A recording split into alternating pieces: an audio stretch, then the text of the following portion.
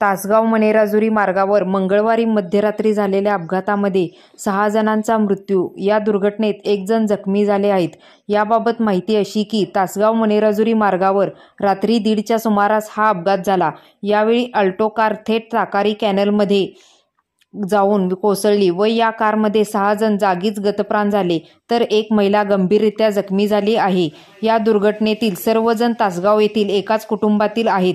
या अपघातातील माहिती मिळताच पोलिसांनी घटनास्थळी धाव घेऊन बचाव कार्य केले. जखमी महिलेच्या उपचारासाठी रुग्णालयात दाखल करण्यात आले असून मृत्यूसह विच्छेदनासाठी पाठवण्यात आले आहेत.